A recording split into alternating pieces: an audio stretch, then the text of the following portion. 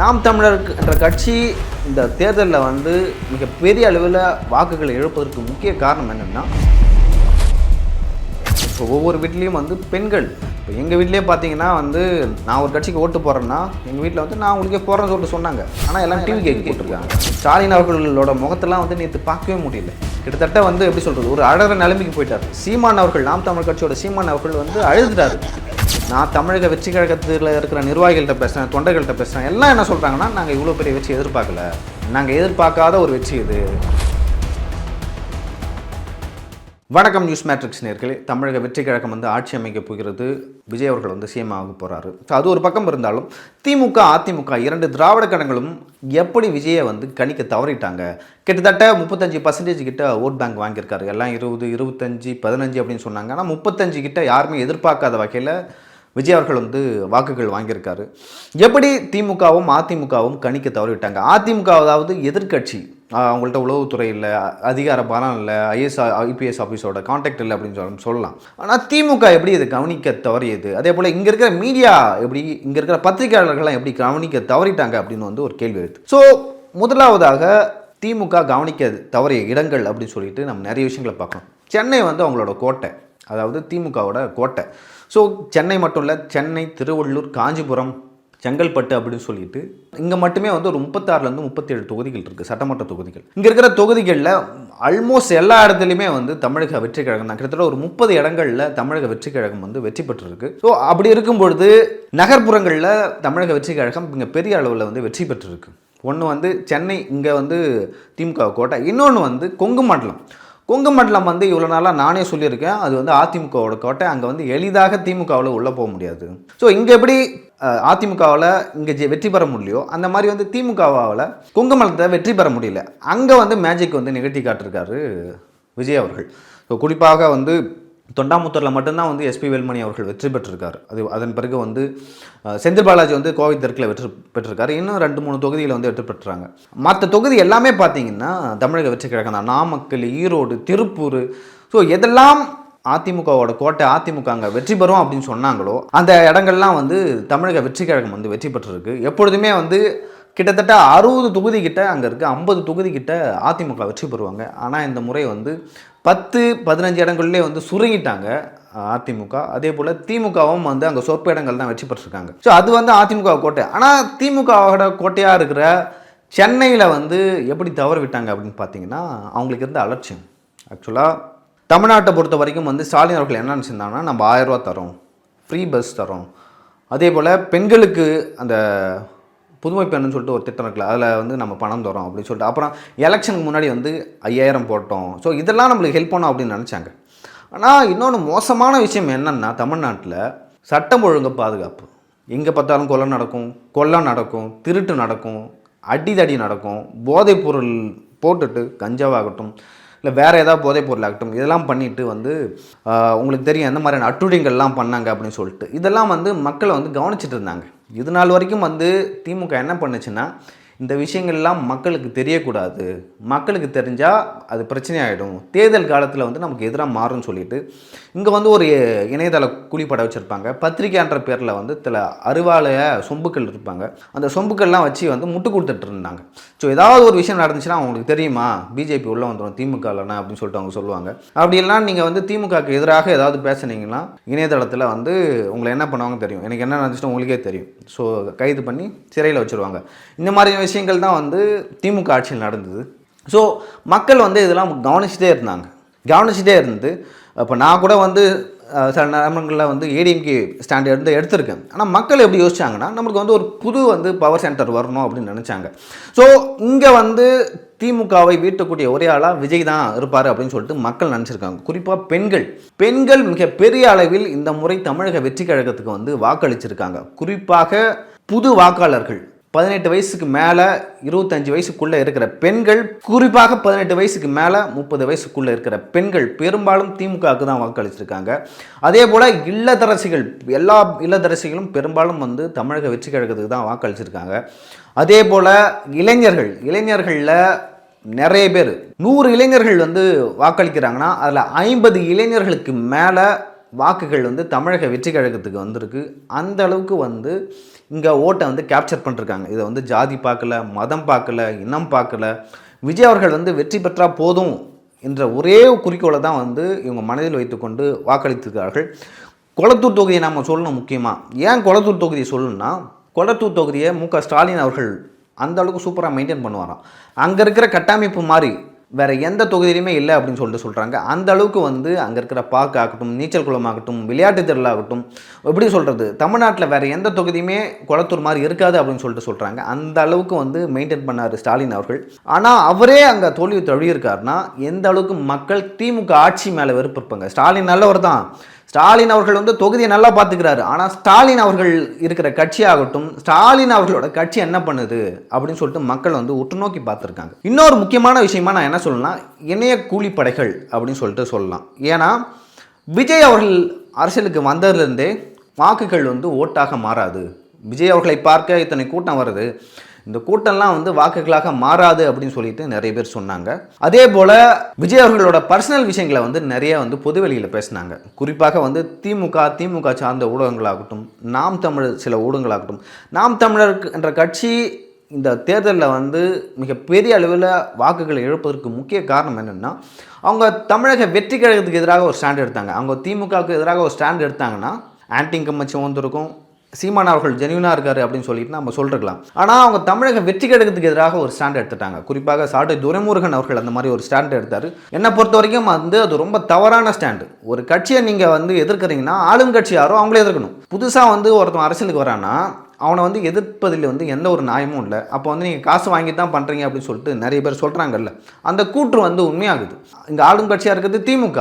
இங்கே நடக்கிற எல்லா விஷயங்களுக்கும், எல்லா குற்றங்களுக்கும் காரணம் வந்து திமுக. தமிழ்நாடு வளர்ச்சியிலும் வீழ்ச்சியிலும் காரணமாக இருக்குது திமுக.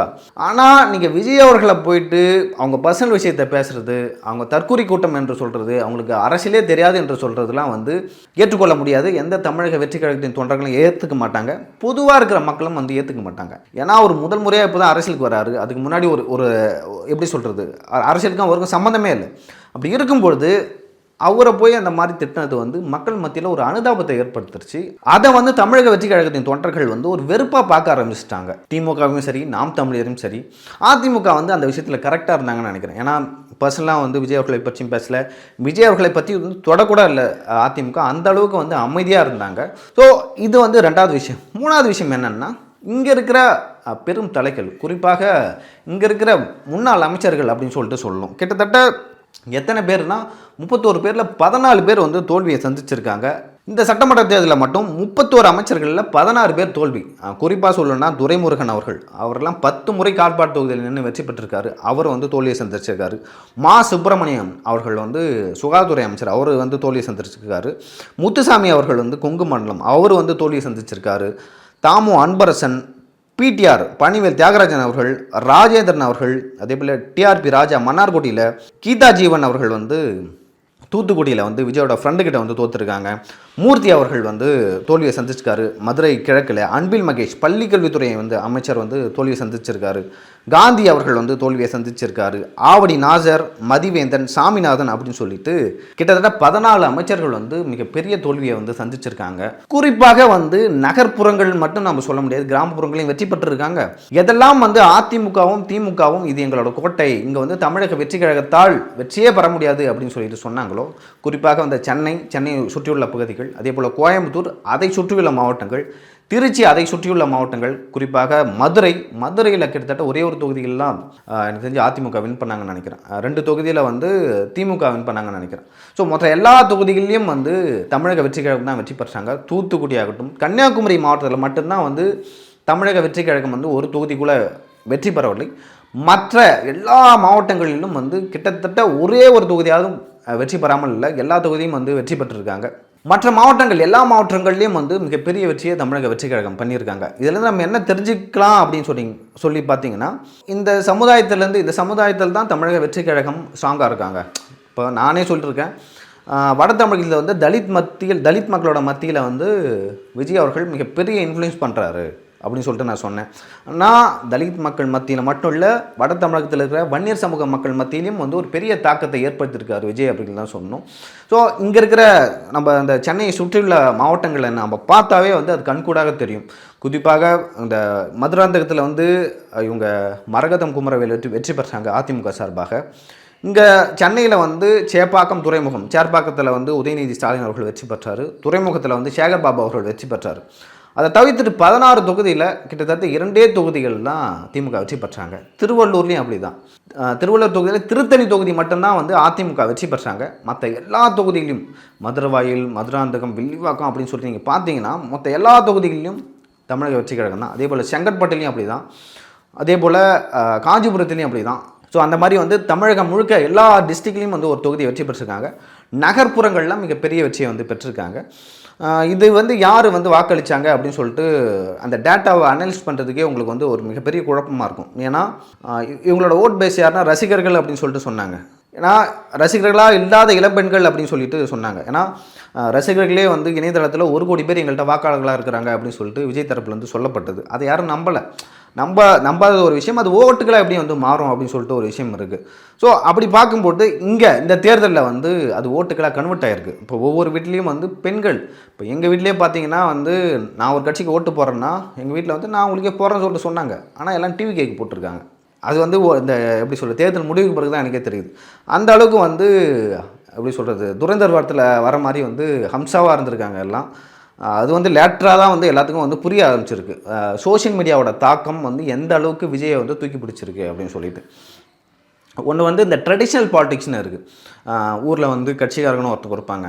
அந்த கட்சிக்காரங்க வந்து எல்லாத்துக்கும் போய் ஓட்டு கேட்பாங்க, அவங்க பணம் கொடுப்பாங்க, அவங்ககிட்ட போனால் எல்லா வேலையும் நடக்கும் அப்படின்னு சொல்லிட்டு இங்கே வந்து ஒரு ட்ரெடிஷ்னல் பாலிடிக்ஸ் இருக்குது. சித்தாந்த ரீதியாக, கம்யூனிட்டி ரீதியாக, ரிலீஜியஸ் ரீதியாக வந்து ஒரு ஒரு ஒரு ட்ரெடிஷ்னல் பாலிடிக்ஸ் இருக்குது. அதை வந்து விஜய் அவர்கள் உடைச்சிருக்காரு. எப்படி உடைச்சிருக்காருன்னா, நீ எந்த ஜாதி எந்த மதம் அப்படிலாம் தேவையில்லை, எனக்கு தமிழக வெற்றி கழகத்துக்கு வரேன்னா நீ வந்து இங்கே ஒரு உறுப்பினர். ஏன் அதை நான் சொல்கிறேன்னா, நிறைய பொது தொகுதிகளில் தலித் வேட்பாளர்களை வந்து விஜய் அவர்கள் நினைத்திருக்காரு. இது 2 திராவிட கட்சிகள் ரெண்டுமே வந்து பண்ணாதது. இப்போ அதிமுகவும் திமுகவும் தனி தொகுதியில் மட்டும்தான் தலித் வேட்பாளர்களை நிறுத்துவாங்க, பொது தொகுதியில் வந்து நிறுத்த மாட்டாங்க. அப்படி இருக்கும்பொழுது விஜய் அவர்கள் வந்து இந்த நிறுத்தி சாதிச்சிருக்காரு. அதில் வந்து வெற்றியும் பெற்றிருக்காரு அப்படின்னு சொல்லிட்டு சொல்லலாம். ஏன்னா 108 தொகுதி என்பது வந்து சாதாரண விஷயம் இல்லை. கட்சி ஆரம்பித்த 2 வருடங்களில் அப்படியான ஒரு விஷயத்தை நிகழ்த்துறது என்பது மிகப்பெரிய விஷயம். என்டி ராமராவ் பண்ணார், எம்ஜிஆர் பண்ணார். அதன் பிறகு 50 ஆண்டு காலத்துக்கு மேலாக ஒரு கட்சி பண்ணுதுன்னா அது தமிழக வெற்றி கழகம் தான். ஸோ இங்கே இருக்கிற அதிமுகவும் வந்து ரொம்ப சாதாரணமாக இடம் போட்டாங்க. குறிப்பாக வந்து கொங்கு பெல்ட்டில் நாம் வெற்றி பெற்றால் மிகப்பெரிய வெற்றியை பெற்றலாம் அப்படின்னு சொல்லிட்டு எடப்பாடி பழனிசாமி நினைத்திருக்க கூடன்னு நினைக்கிறேன். ஏன்னா வட தமிழகத்தில் கூட கடலூர், விழுப்புரம், அதே போல் தருமபுரி, கிருஷ்ணகிரி இந்த பகுதியில் ஏடிஎம்கே வந்து வின் பண்ணாங்க. ஆனால் அவங்களோட கோட்டையாக இருக்கக்கூடிய கொங்கு மண்டலத்தில் நாமக்கல், குறிப்பாக நாமக்கல் ஆகட்டும், ஈரோடெலாம் கோபிச்செட்டிப்பாளையத்தில் செங்கோட்டையன் அவர்களை வந்து வெற்றி பெற மாட்டான்னு சொன்னாங்க. ஆனால் செங்கோட்டையன் அவர்கள் அங்கே 4-5 தொகுதிகளை வந்து பெற்று கொடுத்துருக்காரு. அதே போல் கோயம்புத்தூரில், திருப்பூரில், நாமக்கல், நான் முன்னாடியே சொன்ன நாமக்கல் ஆகட்டும், அதை சுற்றியுள்ள திண்டுக்கல் ஆகட்டும், இங்கெல்லாம் பார்த்தீங்கன்னா ஒரு பெரிய வெற்றியை பெற்றிருக்காங்க தமிழக வெற்றி கழகம். இந்த வெற்றி வந்து இங்கே இருக்கிற திராவிட அரசியலையும் அதிமுக திமுக என்ற இந்த இருபெரும் திராவிட கட்சிகளையும் கொஞ்சம் உலுக்கி வச்சிருக்கு அப்படின்னு தான் உலுக்கி பார்த்துருக்காங்க. ஸ்டாலின் அவர்களோட முகத்தெல்லாம் வந்து நேற்று பார்க்கவே முடியல. கிட்டத்தட்ட வந்து எப்படி சொல்கிறது, ஒரு அழகிற நிலைமைக்கு போயிட்டார். சீமான் அவர்கள், நாம் தமிழ் கட்சியோட சீமான் அவர்கள் வந்து அழுது கொண்டே வீடியோ போட்டார். ஏன்னா 8% இருக்கிற அவருடைய ஓட் பேங்க் வந்து 4% கீழே வந்து குறைஞ்சிருக்கு. அதெல்லாம் வந்து டைரெக்டாக வந்து எல்லா கட்சியும் வந்து அட்டாக் பண்ணுறாரு. இது வரைக்கும் நாம் தமிழுக்கு போன ஒரு வாக்குகள்னா அது வந்து ஒரு மாற்று அரசியலில் பேசுது அப்படின்னு சொல்லிட்டு, அதை விட ஒரு சிறந்த மாற்று அரசியலை நான் பேசணும்னு சொல்லிட்டு விஜய் வரும்போது அந்த ஓட் பேங்க் வந்து பாதியாக குறையுது. அப்போ தமிழ் தேசியம் பேசுகிற உங்களோட நிலைமை எதிர்காலத்தில் வந்து எப்படி மாறும் அப்படின்னு ஒரு கேள்வி எழுது. அது நம்ம பொறுத்து தான் பார்க்கணும். ஏன்னா நம்ம ஒவ்வொரு கட்சியும் பற்றி லேட்டராக வந்து அனலைஸ் பண்ணலாம். ஏன் அவங்க பாதிக்கப்பட்டிருக்காங்க, எதனால் பாதிக்கப்பட்டிருக்காங்க, அந்த கட்சியில் இருக்கிற பிரச்சனை என்ன அப்படின்னு சொல்லிட்டு நம்ம பார்க்கலாம். விஜய் வந்து இப்போ ஆட்சி அமைக்க போகிறாரு.